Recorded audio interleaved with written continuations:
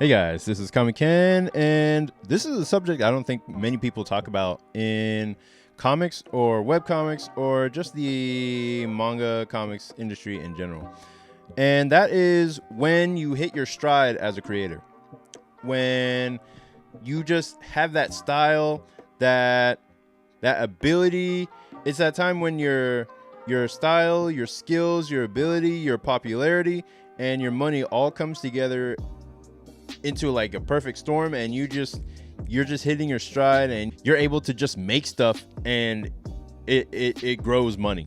And if you're an artist, you're not going to like to hear this, but for most creators, that stride doesn't usually hit until their 40s.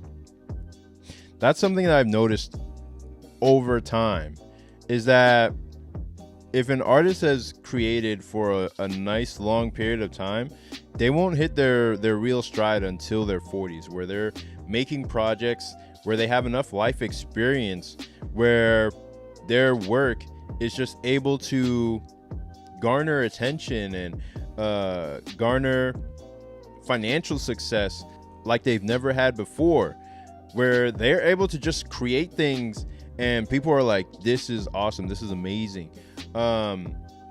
Where they're able to easily where they found their style, they found their flow, and they're able to easily make new things that people just fall in love with, or they have created so much and have had so much of an interface back and forth with their audience, that they know exactly what they like, and they know what they can create for them, and they know what they'll buy, so they can cater to their audience and have them come out and support, buy their work, and they're able to sustain, the artist is able to sustain themselves off of their own art. And I've found that repeatedly, most of that doesn't come until their 40s. And there are extreme outliers here and there of creators that are able to make it in their 20s and their 30s. But if you're looking at that as the norm, then I would reconsider, because that is most definitely not the norm. There are artists that are like webcomic artists or webtoon artists that are able to make it in their 20s and 30s, because there's a much lower barrier to entry for making webcomics. It's a lot easier to put your stuff online. There's no gatekeepers to say, oh, you can't draw that, you can't do that. You can just put your stuff online and find your audience by yourself. And if you're online long enough to understand fandom, understand what people like, then it is a lot easier to find a fan base in your 20s and 30s and develop that sensibility that can capture attention and can maybe even make a living for you, if you know how to position yourself in the marketplace. But a lot of that early popularity might not necessarily come with like maturity or financial knowledge, so that might not last if you don't know what you're doing in your 20s and 30s. But in your 40s, it's like you find that stride because you have that financial knowledge, you have the skills, and you have the ability to hit deadlines. You have a lot of adult muscle built in, to where it's like you can carry the success, and you can carry it well because you've spent all the time in the trenches building and building until you finally have get your turn to be in the limelight, and it lasts longer because you've spent more time building it. Whereas if you blow up early on, in your 20s or 30s, and you get like this early success, you might not necessarily be able to carry it off as well, because you're learning a lot of the skills that you would need to carry a career forward at the same time that you're blowing up And you might not even know why you're blowing up. You might not even know where this newfound popularity is coming from. And there's a lot of times where I'll see Twitter accounts that are blowing up in popularity, but they actually don't make any money, and the numbers are just the numbers. Like, they don't know how to turn those numbers into financial gain.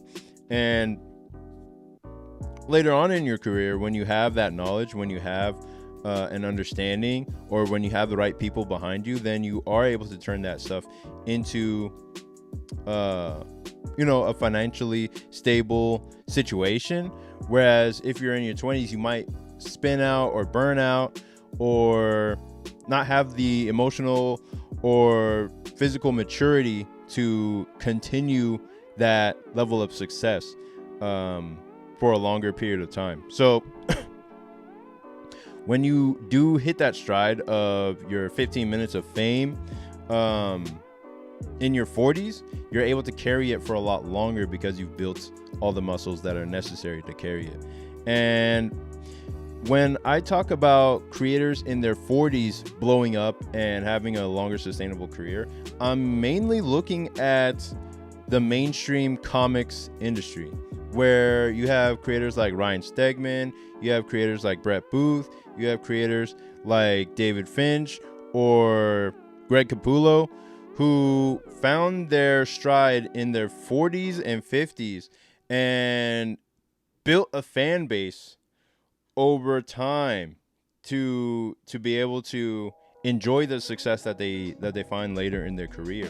In fact, the same can be said of the artists of the creative team behind Invincible, where they spent 15 years building an IP that gathered momentum until the point where it's now in the mainstream consciousness, where it's blown up to a point where the creator and the artist are able to enjoy that success in their 40s because they spent their 20s, they spent their youth building up the consistency, the output, the skills, the quality, the IP, to be able to capitalize off of that time that they put in. So, and even when you do hit that stride, that's the time to work even harder to maintain it and to keep it going, so that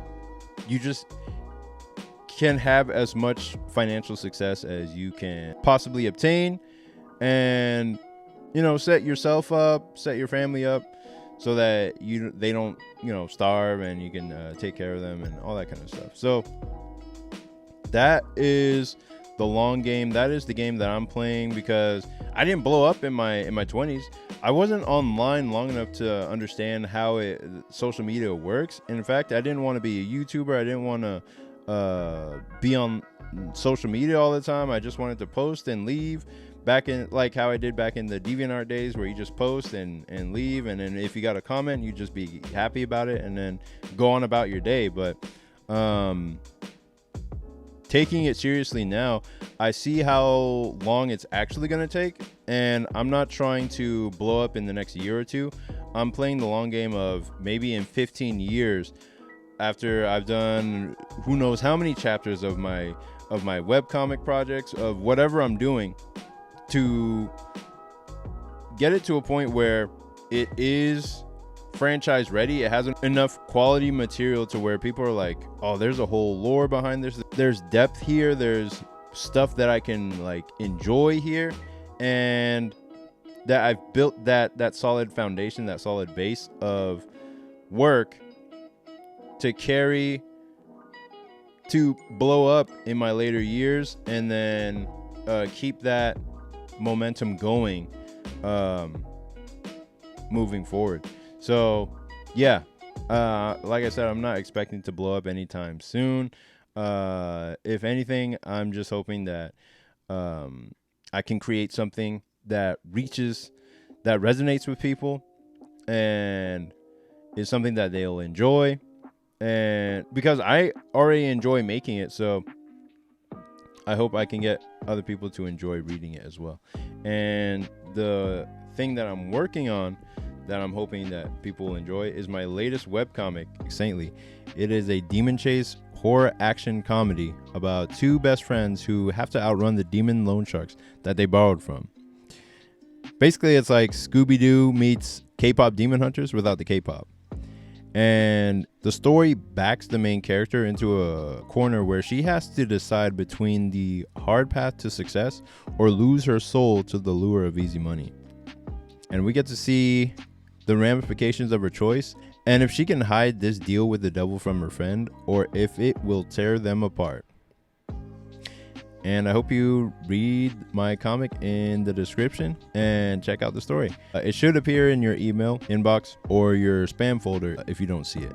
And this is a little peek inside. These are like the first colored pages. And I'll be launching this in October.